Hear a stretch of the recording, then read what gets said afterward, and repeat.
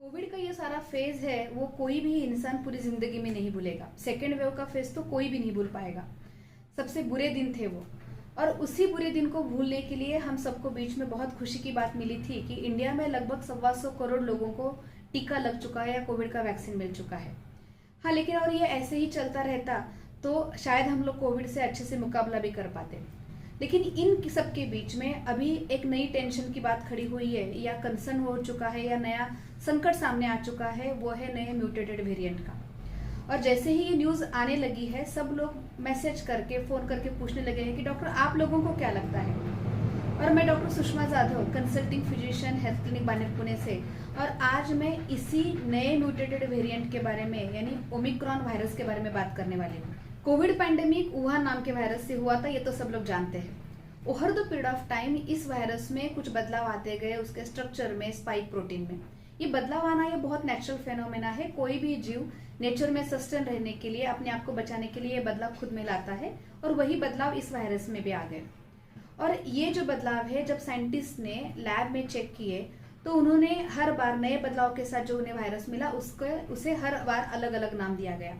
और उसी की वजह से आज हमें जो पता है alpha, beta, gamma, delta, delta plus variant, हम लोगों को आज तक पता है। जो लेटेस्ट वेरिएंट मिला था वो था डेल्टा वेरिएंट। उसमें लगभग 9 बदलाव पाए गए थे, यानी 9 म्यूटेशंस पाए गए थे। और उसी की वजह से सेकेंड वेव काफी डेंजरस थी या काफी जाने गए, ऐसे सब लोग मानते हैं। इस वायरस में फिर से नए कुछ बदलाव हो गए और नए बदलाव के साथ नया वायरस साउथ अफ्रीका में पाया गया। उसे ही B11529 कहा जाता है, या WHO ने उसे ओमिक्रॉन ये नाम दिया है।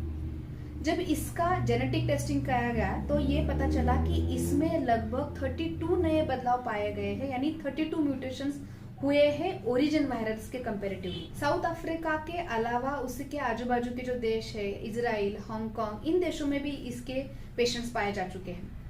और ये नया डर सबके सामने फिर से खड़ा हुआ कि अगर डेल्टा वेरिएंट ये 9 म्यूटेशन के साथ इतना डेंजरस साबित हो चुका है, तो ये 32 म्यूटेशन के साथ जो नया वायरस पाया है वो किस तरह से बिहेव करेगा।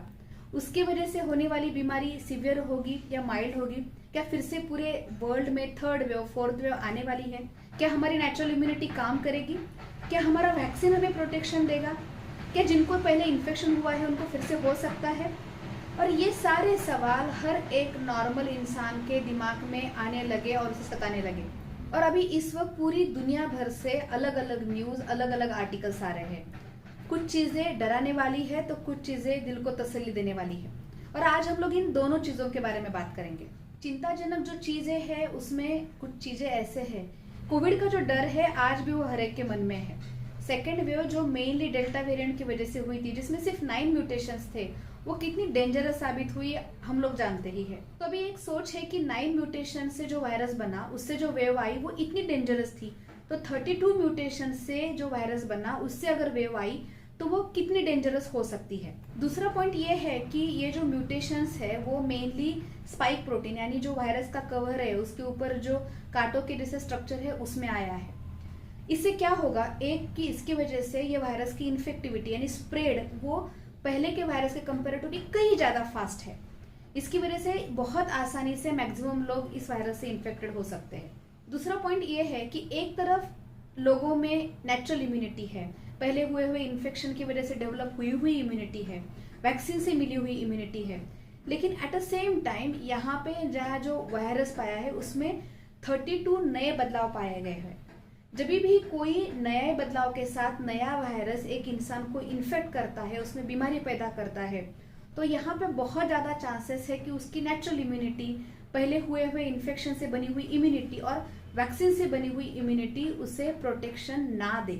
जब ये इम्यूनिटी ही काम नहीं करेगी और ये नया वायरस इन्फेक्शन कॉज करेगा तो हो सकता है बीमारी सीवियर हो जाए। थर्ड पॉइंट ये है कि जिन लोगों ने 2 वैक्सीन के टीके लगवाए हैं उनमें भी ये वायरस से बीमारी हो रही है, और इसी की वजह से थर्ड वेव का डर, फिर से री इन्फेक्शन होने का डर और सिवियरिटी ज्यादा होने का डर हर एक के मन में है। हाँ, लेकिन इसी के अलावा एक दूसरा एस्पेक्ट भी इस ओमिक्रॉन वायरस को है। फर्स्ट पॉइंट ये है कि न्यूज में ये दिखाया जाता है आजकल कि साउथ अफ्रीका, रशिया, यूरोप, इन देशों में कोविड के केसेस फिर से बढ़ने लगे हैं। उनके यहाँ पे तो 4th वेव आने वाली है।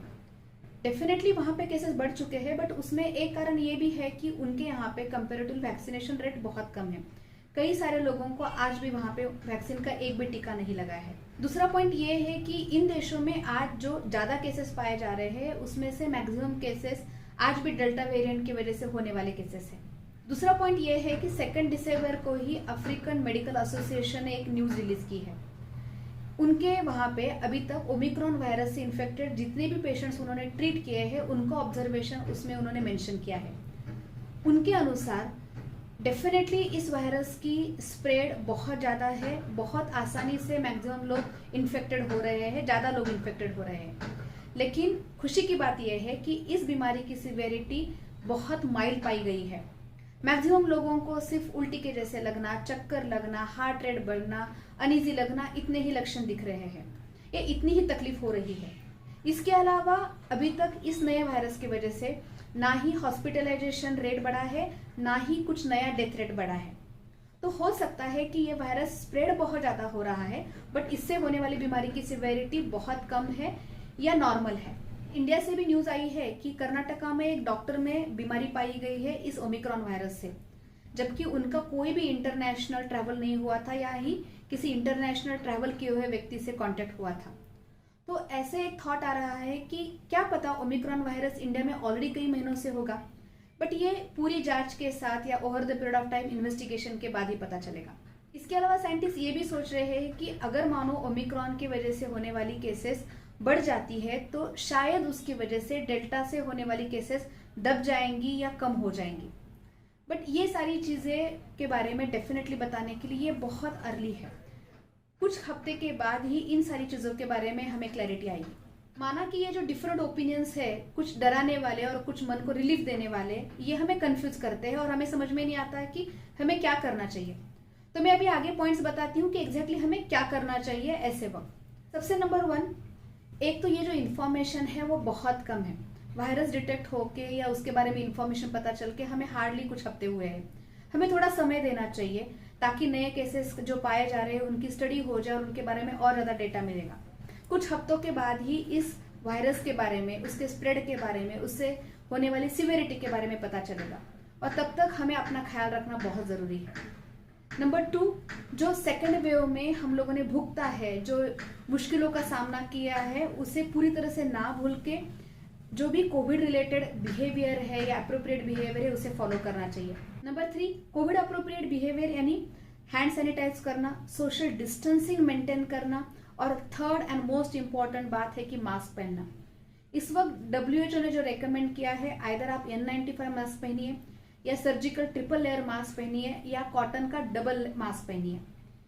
ये सब करने से हम जो इन्फेक्शन है उससे बच सकते हैं।